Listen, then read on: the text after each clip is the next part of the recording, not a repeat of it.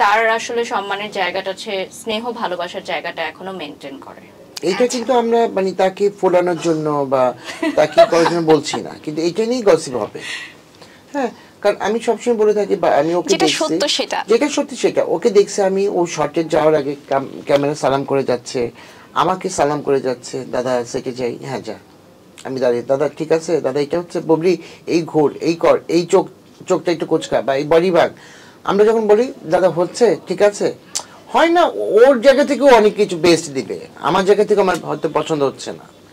একটা জিনিস ক্যারি করে, আজকে জুয়েলারিটা যদি আমি পরছো, জুয়েলারিটা যদি আমি না দেখাই তাহলে তো হবে না, ক্লায়েন্ট আমাকে বকবে, দাদা এটা কি করছেন।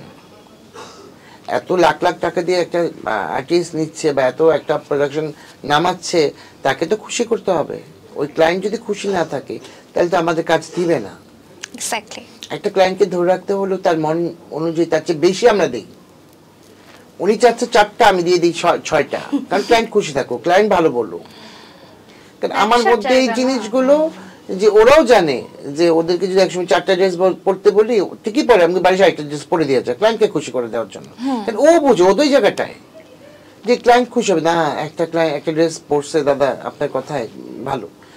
কারণ নায়িকারা বলেন বা কোনো হিরো বলেন, ওই 4টার জায়গায় 5টা পরবে না, সেটাই 5টা পরবেই না। কিন্তু আমি যদি কখনো বলি না করবে না, না করে না, কারণ ওই যে ভালোবাসার জায়গাটা, শ্রদ্ধার জায়গাটা, ওদের সাথে বন্ধুর স্বরূপ আমি আছি, ভাই আছি, বাবা আছে, মা আছে, এভরিথিং আমি মিলিয়ে আছি ওদের সাথে। ওই জায়গা থেকেই সবাই আমাকে খুব মানে সাপোর্ট দেয়, ভালোবাসে, এইটা ধরে রাখতে চাই আর কি। আচ্ছা, বারিশ আপু, আপনাকে নিয়ে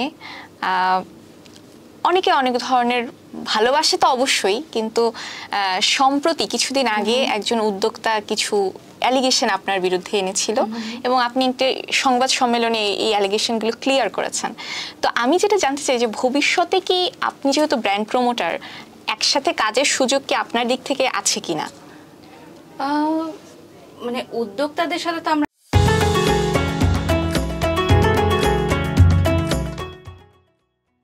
কাজ করব, দিস ইজ ভেরি নর্মাল। যেই উদ্যোক্তা আমাদেরকে নিয়ে কাজ করবে তাদের সাথে আমরা কাজ করব। আর ব্যক্তিগত বিষয় আর হচ্ছে প্রফেশন, এই দুটো একদমই আলাদা আমার কাছে। হ্যাঁ, অনেকেই বলে না যে অমুক প্রোগ্রামে গেলে আমি যাব না বা তমুক গেলে আমি যাব না। আমি কিন্তু কখনো এরকম মেনশন করি না, কারণ আমি এতটা প্রফেশনাল যে আমার শত্রুর পাশে দাঁড়িয়েও আমি ফিতা কেটে আসতে পারবো এবং সেটা ক্যামেরায় কেউ বুঝবে না। এটা হচ্ছে আমি, এটাই হওয়া উচিত। হ্যাঁ, একটা সেটে আমার কারোর সাথে ঝগড়া থাকতেই পারে, কিন্তু সেটার জন্য তো ক্লায়েন্ট এটা স্যাক্রিফাইস করবে না। That's it.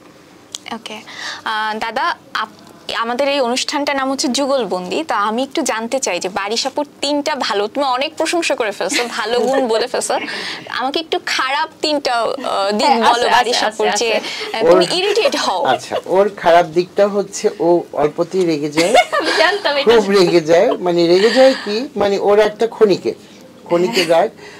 হয়তো আমি বললাম যে বাড়ির কাজটা, ওকে ওয়েট আমি দেখছি, মানে মিসম্যানেজমেন্ট আমি একদম দেখতে পাই। তারপরে ওর আরো খারাপ দিকটা হচ্ছে যে ও ওই মনে করো যে কোনো মানে খাবার টাবার হয়তো বা অনেক খাবে মনে হচ্ছে, কিন্তু খাবে না, ফেলে দিবে। হ্যাঁ, এগুলো আমার মানে চোখের ক্ষুধা।